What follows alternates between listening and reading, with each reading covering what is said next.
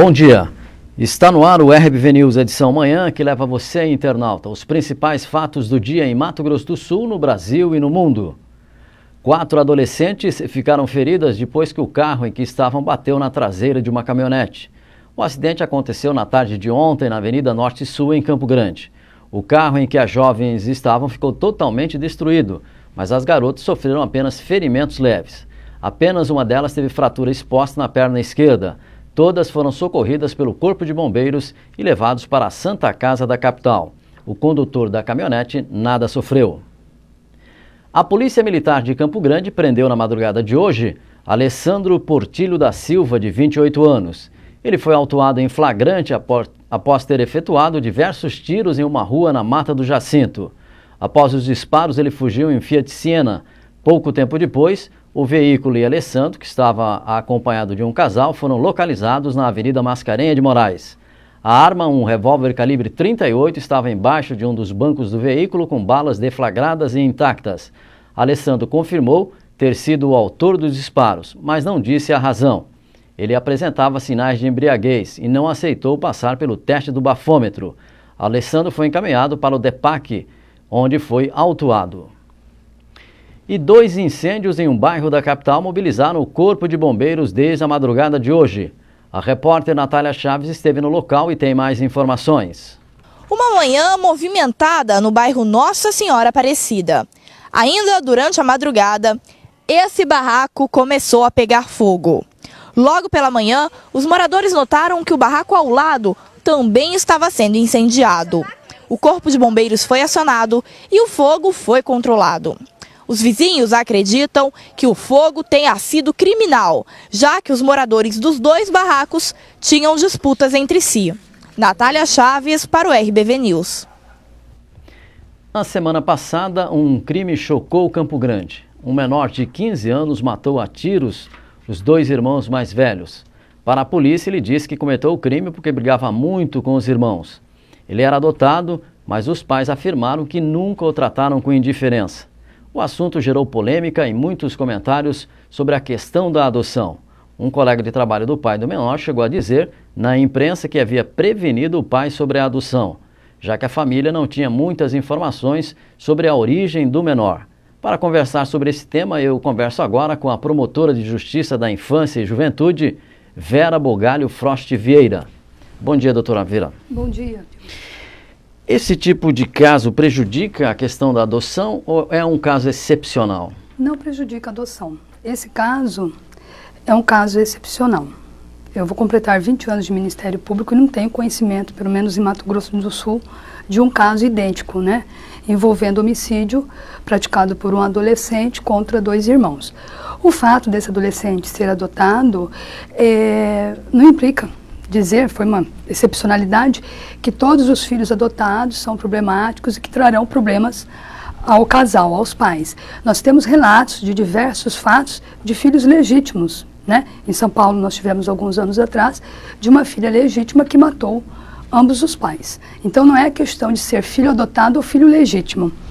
E nesse caso, em especial, esse adolescente ele era muito amado pelos pais e por ambas as vítimas, seus irmãos, de 20 anos e 22 anos. Você não tem uma explicação para esse fato, né? Olha, o adolescente ele foi ouvido na Promotoria de Justiça na semana passada e as circunstâncias, né, que ensejaram esse ato infracional, duplo homicídio qualificado por uso de recurso que impossibilitou a defesa de ambas as vítimas. Uma das vítimas estava dormindo quando foi alvejada no peito e a outra vítima acordou com os tiros, foi ver o que havia acontecido e também foi alvejada na região do peito. Depois tentou fuga, isso no interior do imóvel, e foi alvejada pelo adolescente na nuca. São atos infracionais que causaram clamor público, que chocam a sociedade como um todo, até porque é raro, não é comum, um irmão matar outros irmãos, ou então outros entes da família. Pelo que a senhora falou, tem 20 anos de experiência no Ministério Público, é a primeira vez que a senhora vê um caso desse? Pelo que eu me recordo, sim, a nível de Mato Grosso do Sul. Eu não me recordo, né, posso estar até equivocada, mas eu não recordo de um fato assim de tamanha gravidade. e pelas peculiaridades, né, que ensejaram esses atos infracionais. A bem da verdade, não existia qualquer motivo grave, legítimo, que autorizasse que esse jovem assim agisse. Devido à enorme gravidade do fato, e esse jovem, por ser menor de 18 anos, na época do fato ele tinha 15 anos, a medida socioeducativa de internação, nos termos do Estatuto da Criança e do Adolescente, Lei 8.069/90, prevê que a medida não pode ultrapassar 3 anos de internação por prática de atos infracionais graves. Nesse caso, a gente pode prever que em 3 anos ele vai estar fora. Ele vai ficar, esse jovem permanecerá internado, isso é certo, porque é questão legal, no máximo 3 anos de internação. Muitos falam que esse período máximo de internação, que inclusive o magistrado que vai proferir a sentença, o juiz da infância e da juventude aqui da capital, é vedado, que na sentença ele fixe prazo máximo de 3 anos, porque nós temos que ver o jovem como um todo. Esse é um caso específico, mas nós temos inúmeros jovens que praticam inúmeros atos infracionais graves, que enseja a medida socioeducativa de internação. O jovem, como está em constante desenvolvimento físico e mental principalmente, ele é reavaliado por equipe técnica da Unidade Educacional de Internação, aqui de Campo Grande, no máximo a cada 6 meses. Nós fazemos a reavaliação aqui a cada 3 meses, trimestralmente. Nesse caso, então, a gente pode ter esse menor fora da cadeia com menos tempo. Esse adolescente, ele pode ser beneficiado futuramente por um pedido da Defensoria Pública e apreciado pelo juiz, apesar que o Ministério Público é totalmente contrário, e assim a gente vai se manifestar nos autos. Depois, num segundo momento, após sentença de internação, começa para esse jovem o processo de execução de medida socioeducativa, ou seja, da medida aplicada pelo juízo, após a sentença. Pela experiência que a senhora tem, quais são as chances de recuperação desse menor? Olha, fica difícil, por toda a experiência que a gente tem, cada caso é um caso, né? Como para o juiz, cada cabeça é uma sentença. Então nós vamos ter que analisar. O que me trouxe muita preocupação foi o modus operandi, o modo como esse adolescente operacionalizou a prática criminosa, a circunstância de ambas as vítimas serem irmãos, e protegiam esse adolescente em público, amavam esse adolescente, não havia qualquer discriminação por parte dessa família, até porque ele também veda o fato de ser adotivo, ele era tratado como filho legítimo pelos familiares. E assim, o que eu já solicitei? Eu já ofertei a peça acusatória perante o juízo competente, ou seja, eu já ofertei a representação, peça essa onde eu narrei todo o fato delituoso, né, com suas circunstâncias, e pedi a aplicação da medida socioeducativa de internação. Solicitei também ao juízo, ainda vai para a apreciação judicial, exame psiquiátrico e psicológico desse jovem, para constatarmos se efetivamente ele tem algum transtorno mental ou não. O juiz tem quanto tempo para aceitar essa denúncia? A representação já está em cartório, né? O juiz rapidamente, até porque se trata de adolescente interno, desde a data da apreensão dele, foi num sábado à noite, salvo engano, dia 7 de abril, por volta das 20 horas e 30 minutos, ele deu entrada na unidade de internação, ele foi apreendido nesse mesmo dia, no período da tarde. A contar do dia 7 de abril, nós temos o prazo exíguo e é improrrogável de 45 dias para concluir esse processo contra esse jovem, com a sentença proferida pelo juízo. Provavelmente, nessa semana ou na seguinte, esse adolescente vai ser ouvido em juízo. Eu falo provavelmente porque nós temos uma pauta lotada de adolescentes internos. Nós estamos com a unidade provisória de internação, que é masculina, que fica no Jardim Los Angeles. Eu fiz a visita de fiscalização semana passada. Nós tínhamos 49 jovens internos provisoriamente, ou seja, que foram apreendidos em flagrante delito pela Polícia Militar encaminhado à unidade. Então nós temos também uma pauta, de acordo com a data de apreensão desse jovem. Mas o que eu lhe garanto, Pio, é que dentro do prazo de 45 dias já teremos uma sentença proferida pelo juízo, que creio eu, pela gravidade dos atos infracionais praticados, que nada mais são do que crimes, né, que é o de homicídio qualificado, será provavelmente a sentença de internação por prazo indeterminado, não podendo ultrapassar 3 anos de internação. Doutora Vera, ele teve um problema já na UNEI, né? Parece que foi agredido. Nos foi relatado, até eu tive conhecimento através também da imprensa, e depois formalmente pelo diretor. Esse adolescente, ele está separado do convívio da grande maioria dos adolescentes que estão internos. Hoje nós temos aproximadamente de 60 a 65 adolescentes cumprindo já a medida de internação. Esse adolescente, ele não ficou nessa unidade provisória que eu te citei agora, porque haveria até risco à integridade física dele. É uma unidade pequena, não tem como isolá-lo. Aí no sábado eu estava no plantão pelo Ministério Público na área da infância, eu fiquei a semana toda de plantão, a do feriado, e eu conversei com a direção da unidade provisória e até solicitei que ele fosse encaminhado para a unidade Dom Bosco, que é na saída para Três Lagoas.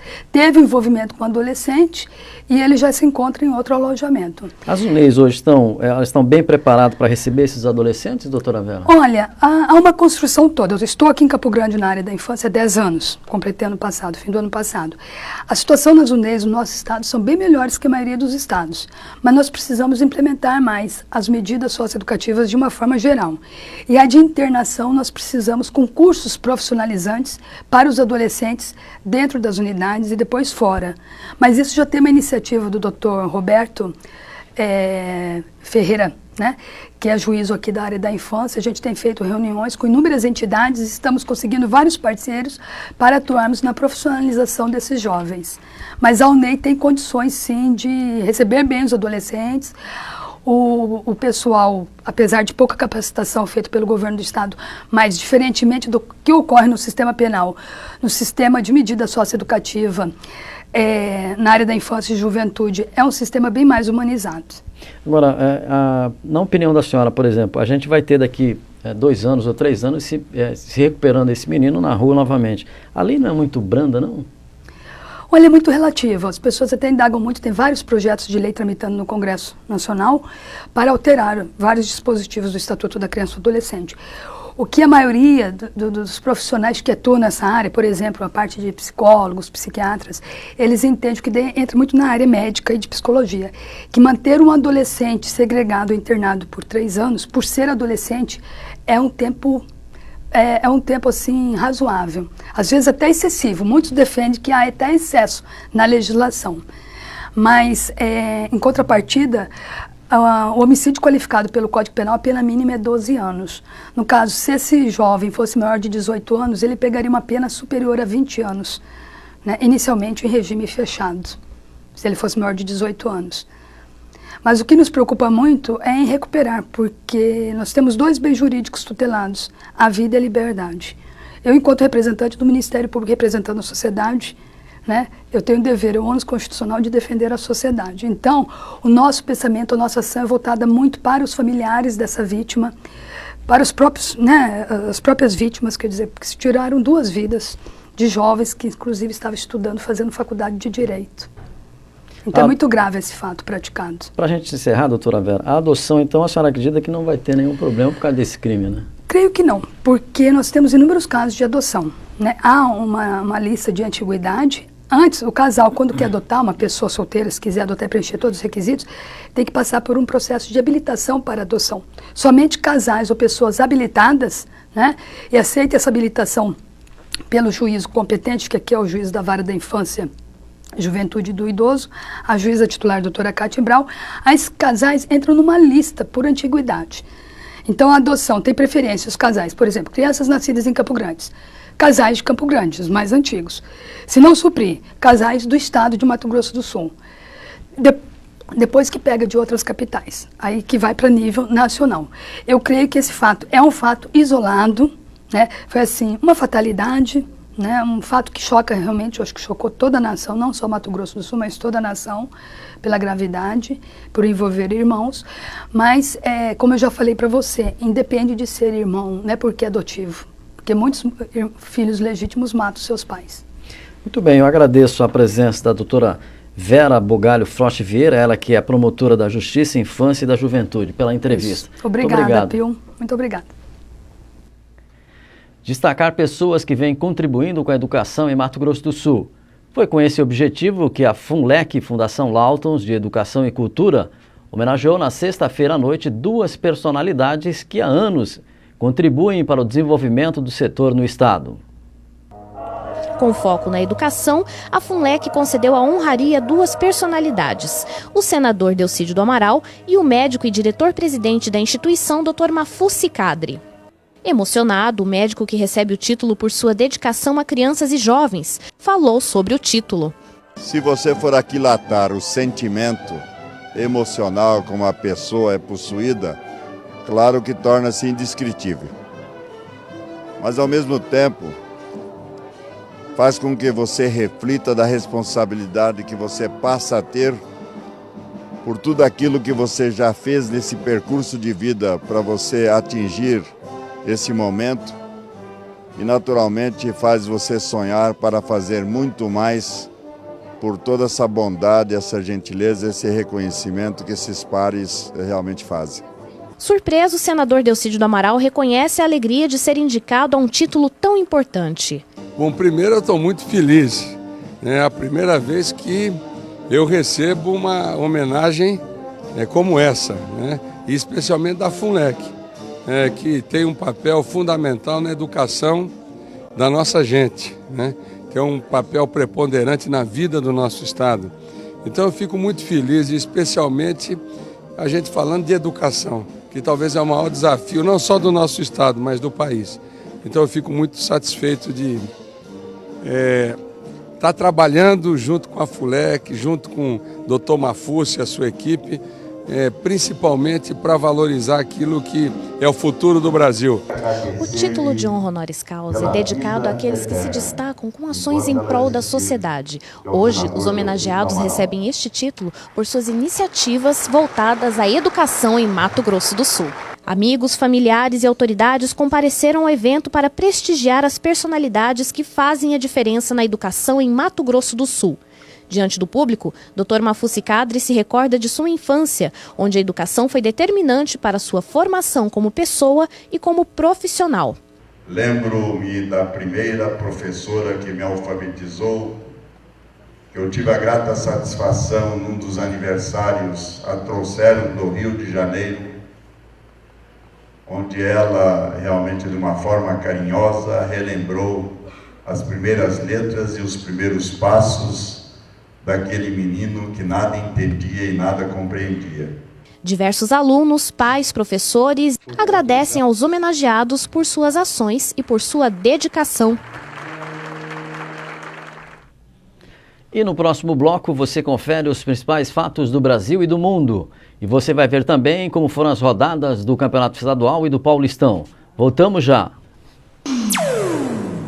Esta é Talento Molduras e Quadros na Rui Barbosa 1187. Peças para decoração, gravuras, telas e muito mais em nossa loja. E a partir de agora sua compra também pela internet. Melhores preços e condições é na Talento Molduras e Quadros. Nasce em Campo Grande, o mais completo portal de notícias de Mato Grosso do Sul. Economia, esporte, política, cultura e lazer. Notícias do estado, do país e do mundo. Além da Web TV trazendo matérias e insights ao vivo no decorrer da programação. Tudo isso sob o comando da mais completa equipe de jornalismo do estado, associada às maiores agências de notícias do Brasil e do mundo. RBV News. Aqui você sabe de tudo. A Talento Molduras e Quadros é perfeita para você na hora de decorar ambientes com quadros de gravuras, gravuras nacionais e importadas, telas e artistas de renome, linha de materiais para pintura, espelhos especiais de todos os tamanhos, painéis para fotos, plantas artificiais e cachepôs e molduras especiais que com certeza uma delas se encaixa nas suas necessidades de decoração. E aproveite a mega promoção de até 50% de desconto para pagamento à vista. Talento, Rui Barbosa 1187. Começou na Noruega o julgamento do atirador de Oslo. O radical chocou o mundo em julho do ano passado quando assassinou 77 pessoas em 2 ataques. Em um deles, metralhou centenas de jovens na ilha de Utoya, próximo à capital. Oslo, 69 pessoas perderam a vida. A justiça terá de decidir se ele vai para um hospital psiquiátrico ou uma prisão.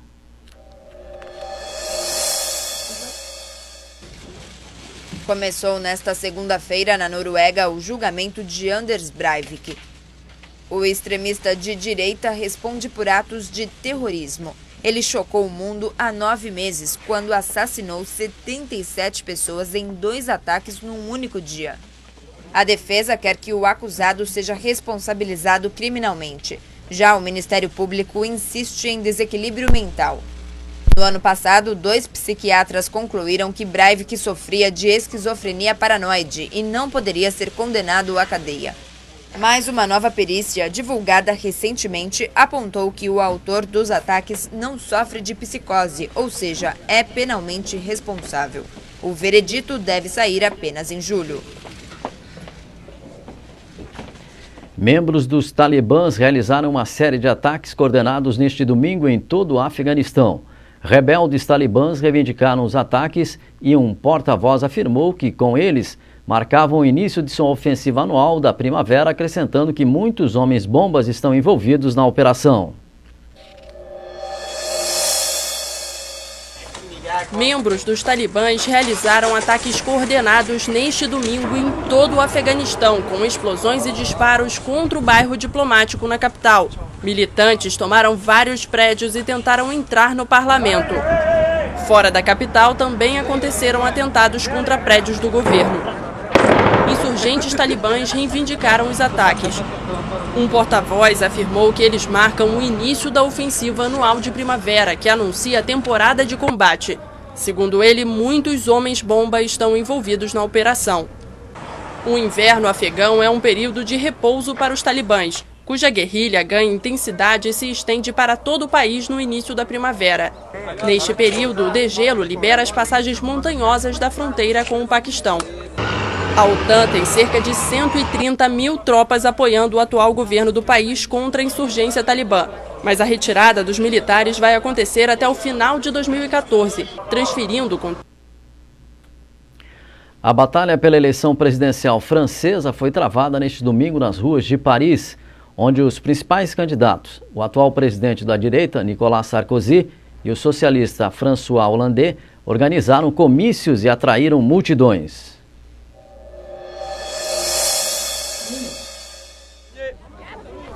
Domingo de comícios em Paris. A batalha pela eleição presidencial francesa lotou as ruas da capital neste domingo. Há uma semana do primeiro turno das eleições, o atual presidente de direita, Nicolas Sarkozy, e o socialista François Hollande organizaram comícios ao ar livre, a poucos metros de distância e praticamente ao mesmo tempo, atraindo multidões. Nicolas Sarkozy convocou o que chama de a França silenciosa a tomar a palavra e ajudá-lo a ganhar. A alguns quilômetros de distância, François Hollande denunciou em seu discurso a atitude da direita, que agita o medo e afirmou que nada irá deter os socialistas. As últimas pesquisas de intenções de voto situam Nicolas Sarkozy e François Hollande lado a lado no primeiro turno de 22 de abril. Mas prevêem uma ampla vantagem para Hollande no segundo turno, no dia 6 de maio. E agora o assunto é esporte. Estão definidas as equipes que vão disputar as semifinais do Campeonato Estadual de 2012. No sábado, o Naviraense garantiu a passagem para a próxima fase ao empatar com a Aquidauanense em 2 gols. No primeiro jogo, o Naviraense venceu por 3-1. A equipe de Naviraí vai enfrentar o misto de Três Lagoas, que ontem não tomou conhecimento do Ivinhema e venceu por 3-1. No jogo de Três Lagoas, o misto empatou com o Ivinhema em 1 gol. Outro que está classificado é o Cerque de Chapadão do Sul, que derrotou o 7 de Dourados por 3-0. No jogo disputado em Dourados, empate em 0-0. O Cerque vai enfrentar o Águia Negra de Rio Brilhante, que despachou o Sene de Campo Grande. A repórter Eucilene Rosbach acompanhou o jogo em Rio Brilhante. Ninho da Águia, este é o cenário de uma emocionante partida que começa dentro de alguns minutos, válida pelo Campeonato Sul-Mato-Grossense de Futebol. É aqui que o Sene de Campo Grande e o Águia Negra do Rio Brilhante se enfrentam. E o RBV está presente, não só na cobertura, mas também como novo patrocinador do time de Campo Grande. Emoção, expectativa, concentração. Esses foram os ingredientes da partida entre o Sene de Campo Grande e o Águia Negra de Rio Brilhante. No local, mais de 2.100 pessoas ocuparam as arquibancadas, esperando acompanhar um grande espetáculo. Animado com o novo patrocinador, o Sene prometeu entrar em campo com muita garra para garantir a vaga, como explica o técnico do time. Sabemos da dificuldade, estamos jogando fora de casa contra um time bem regular, mas o nosso objetivo é conquistar a vitória, que é o único resultado que nos interessa para passarmos de fase. A partida começa animada e o Águia Negra abre o placar com um gol de Guilherme.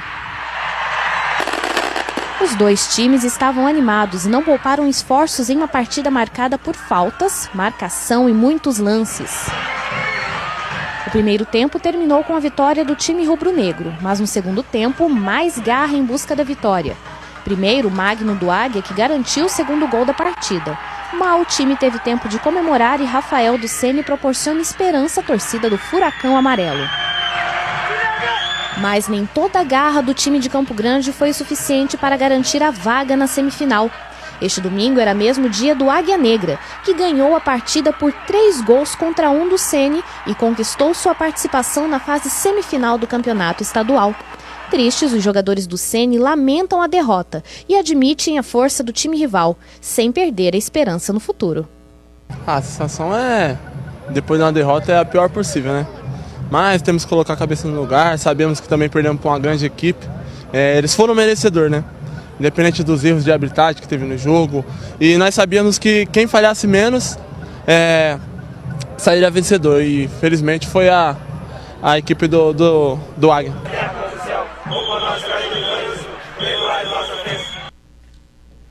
O primeiro jogo pela semifinal do estadual entre Cerque de Chapadão do Sul e o Águia Negra será no próximo domingo no estádio Ninho da Águia, em Rio Brilhante. O jogo de volta será dia 29, em Chapadão do Sul. A outra partida da semifinal entre Naviraense e Misto será em Três Lagoas. E o jogo de volta entre os dois times será em Naviraí. Nenhum time de Campo Grande está na semifinal do estadual. O campeão sai do interior do estado.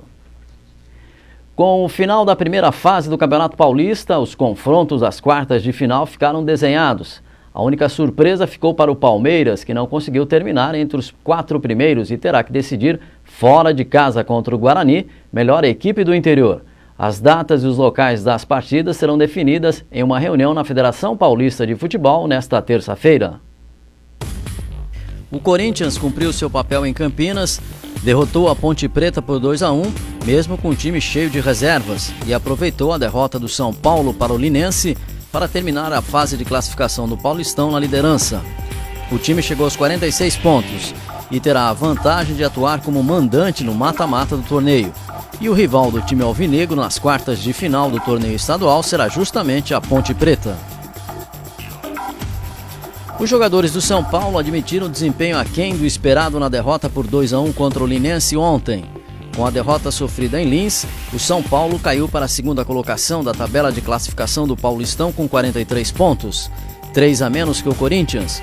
O adversário do São Paulo nas quartas de final será o Bragantino, que terminou em 7º. O duelo acontecerá no próximo final de semana no Morumbi. O empate por 2-2 com o Comercial ontem no Pacaembu fez os jogadores do Palmeiras saírem sob vaias do estádio. Com o resultado, o Palmeiras se classificou na 5ª colocação e vai enfrentar nas quartas de final o Guarani, 4º colocado em Campinas. O Palmeiras ficou nos mesmos 36 pontos que o Guarani, que levou vantagem no número de vitórias. O Santos aplicou uma goleada no Catanduvense por 5-0 ontem na Vila Belmiro em sua primeira apresentação como um clube centenário. Ganso e Neymar brilharam mais uma vez. O camisa 10 inclusive marcou 2 gols, um deles de placa, digno dos 100 anos de história do alvinegro praiano. Com a vitória diante do Catanduvense, o Santos terminou a primeira fase do Paulista com 39 pontos ganhos na 3ª colocação. Com isso, a equipe santista enfrentará o Mojimirim em partida única das quartas de final da competição na Vila Belmiro. Na Taça Rio, o Flamengo entrou no gramado no Engenhão já classificado para as semifinais da Taça Rio e por isso poupou suas estrelas. Coube ao Mistão garantir a liderança do Grupo A do torneio. O Flamengo venceu o Americano por 3-1. O Vasco venceu por 3-1 Nova Iguaçu em Moça Bonita. A vitória deixou o Vasco em segundo lugar no Grupo B com 14 pontos. Sendo assim, o adversário na semifinal será o Flamengo, que ficou com o primeiro lugar no Grupo A. A partida será no próximo domingo no Engenhão. Já o Fluminense goleou o Olaria por 5-1 no Estádio Cidadania em Volta Redonda, mas a vitória não foi suficiente para garantir a classificação tricolor para as semifinais da Taça Rio. O Fluminense terminou a fase de classificação na terceira colocação do Grupo 2 e agora aguardará o campeão do segundo turno para fazer a grande decisão do Campeonato Carioca, já que conquistou a Taça Guanabara. No próximo sábado, Bangu e Botafogo farão uma das semifinais. Veja a seguir. Enquanto comerciantes reclamam dos prejuízos, leiloeiros comemoram as vendas na Expo Grande. Voltamos já.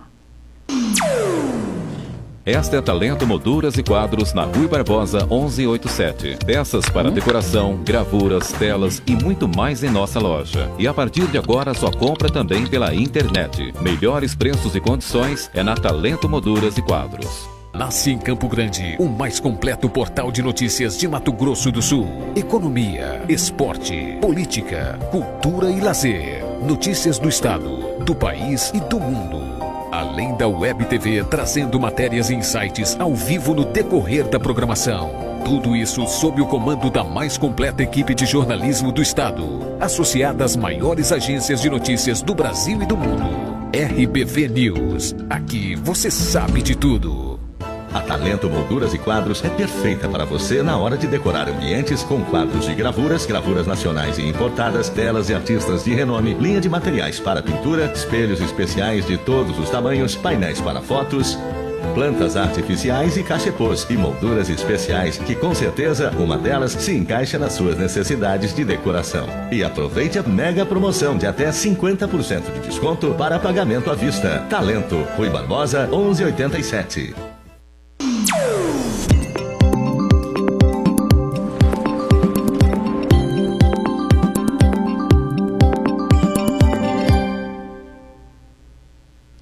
A segunda-feira deve ser de tempo parcialmente nublado no sul de Mato Grosso do Sul, onde a mínima deve ficar em torno de 17 graus. Nas demais regiões, o tempo deve permanecer nublado com possibilidade de chuva e trovoadas a qualquer hora do dia. A temperatura máxima deve ficar em torno de 33 graus na região do Pantanal. Acompanhe agora a previsão para 5 capitais do país.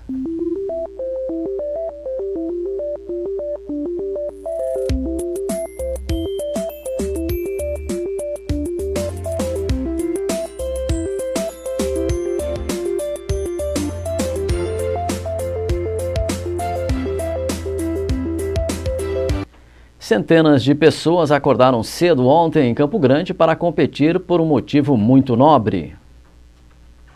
Jovens, adultos e crianças. Todos marcaram presença e fizeram companhia para esses militares em mais uma corrida pela paz. Essa corrida é para demonstrar para a população que, além da gente estar armado, tudo isso, a gente também procura se preocupar com a saúde, com a nossa paz interior, paz profissional, a paz com nossos companheiros, entendeu? Então é isso que a gente procura. A iniciativa reuniu militares em todo o país. A expectativa era de que o número alcançasse mais de 750 mil. Na capital, cerca de 450 pessoas, entre civis e militares, participaram da corrida. Com o apoio da população, nós acreditamos que vamos conseguir manter o primeiro lugar no ranking mundial de participantes do evento que nós obtivemos ano passado. Além da corrida ter tido um motivo especial, os militares não mediram esforços e mostraram empenho no percurso. Todos os militares estão juntos, cantando, vibrando, demonstrando para a população o quanto é importante para todos nós praticar o esporte.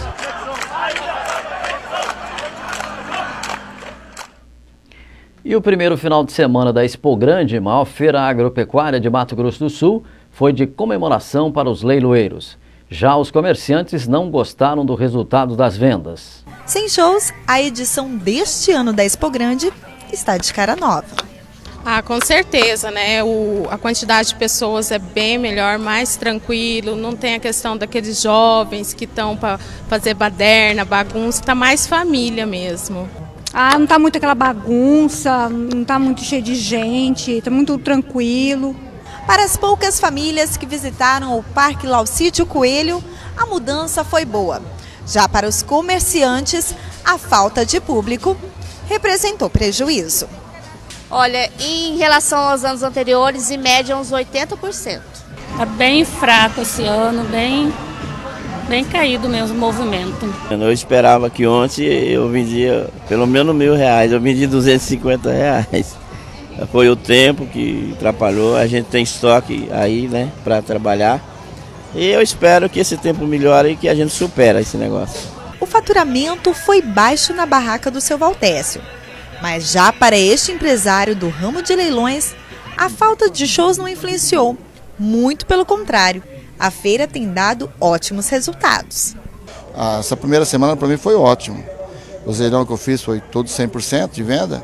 Fiz um leilão de cavalo quarto de milho, que é o King Horse, foi ótimo, 100%, vendeu muito bem. Com média, superamos a égua de R$27.000 por animal. E eu fiz um leilão também de gado de corte, de boi, com 1.200 boi, 100% de venda, com um preço ótimo, bom, porque ninguém esperava, que o mercado estava de cabeça para baixo. E foi o primeiro leilão praticamente da exposição. E começamos assim, muito bom mesmo, vendendo bem, com bom preço, todo mundo ficou contente, tanto o vendedor como o comprador. E isso é muito importante para a gente, a firma leiloeira, que a gente mostra que a gente está crescendo e melhorando a acessibilidade nossa aqui no parque. São poucos leilões que a gente faz aqui. Não, na forma de leilão não, porque quem vem participar do leilão, ele vem para fazer os seus negócios, né? E na parte do público, pode ter certeza que pode ter atrapalhado para quem gosta de passear, mas no negócio de leilões, acho que não. Tá maravilha, porque tá mais espaço, você tem mais vontade de trazer a família, né? Menos tumulto. Cada um com a sua opinião. Enquanto isso, a Expo Grande segue com este cenário, que historicamente era uma das portas de entradas mais movimentadas de Campo Grande. Agora você confere os principais destaques do nosso portal. RBV News, www.rbvnews.com.br. Na manchete principal aqui é sobre concurso público. Principais concursos públicos somam 13.866 vagas com remuneração até R$20.000. Você pode obter aqui todas as informações do país, incluindo Mato Grosso do Sul e Campo Grande, quais são os concursos que estão sendo oferecidos e a remuneração para quem quiser prestar concurso público. É só acessar aqui no rbvnews.com.br. Nós também temos aqui, domingo foi dia de cuidar da saúde, nos altos da Avenida Afonso Pena. Sem terra ocupa o Ministério do Desenvolvimento Agrário e querem audiência com Dilma. Atirador que matou 77 pessoas na Noruega diz que agiu em legítima defesa, só se for a defesa dele, né? Carro perde controle e invade segundo andar em São Paulo. Uma foto interessante, você pode acessar aqui e ver como é que ele conseguiu fazer com que o carro voasse e ficasse lá no segundo andar em um prédio de São Paulo. Nós também temos outros destaques aqui no nosso Mato Grosso do Sul, editoria de Mato Grosso do Sul. Hoje começa o Encontro Nacional de Segurança e Crimes de Trânsito na capital. Temos aqui a formação das semifinais do campeonato estadual. Também um acidente de ontem, com um carro com 4 adolescentes bate em caminhonete na Norte e Sul. E também você que gosta de esporte pode acompanhar aqui na editoria de esporte toda a rodada de ontem do Campeonato Paulista, do Campeonato da Taça Rio, do Campeonato Gaúcho, já a definição das partidas das semifinais. E uma notícia até curiosa e interessante aqui, que você pode ver a foto. Arrancou parte da orelha do irmão com os dentes. Está aqui a foto, você pode acessar na editoria de polícia e acompanhar essa informação. Portanto, você acessa no www.rbvnews.com.br. E o RBV News edição manhã fica por aqui. Mais informações em nossa edição da tarde, às 6 horas. Tenham um bom dia e até lá.